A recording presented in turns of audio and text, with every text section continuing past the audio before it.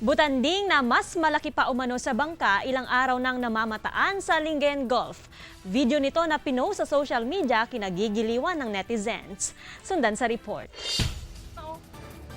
Kinagigiliwan ngayon sa social media ang video ng isang butanding na namataan sa Lingayen Gulf. Kuha ito ni Aika Jezreel nang sila'y namasyal sa dagat nitong Lunes. Umabot na sa 1.2K ang likes at higit 1,000 shares ang video. Ang butanding, mas malaki pa umano sa motorized bangka.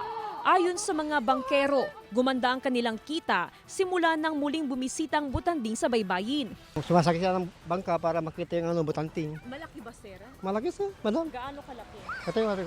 Kasing laki ng bangka. Bata pa yun, kasing laki ng bangka.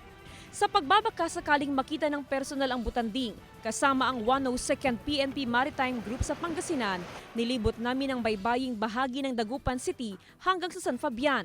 Ayon sa BFAR Nifty DC, isang butanding o whale shark ang namataan sa Lingayen Gulf.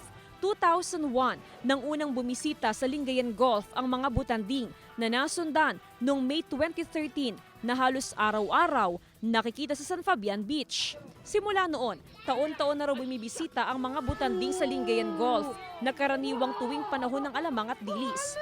Usually, namamataan po yung mga ganitong mga panahon itong butanding dahil nga po yung mga malilit na isda ay lumalapit sila dito sa gilid. Ganon din yung mga alamang. Yun yung sinusundan ng butanding, yun yung kinakain po niya. Halos every year lumilitaw naman.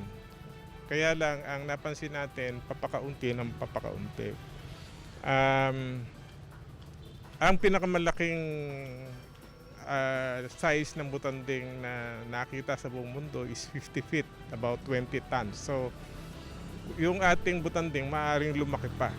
Patuloy ang paalala ng otoridad na kung makakita ng butanding o iba pang endangered species, huwag itong saktan o lapitan. Nagpaalala din ang otoridad na iwasan ang paggamit ng dinamita tuwing nangingisda. Bukod sa napapatay nito ang mga maliliit na isda at corals, nabibingi rin daw ang mga butanding dahilan din para masira ang kanilang sense of direction. Kasama si Ron Alistair Taniedo, ako si Jasmine Gabriel Galban, naghahatid ng Balitang Amyanan.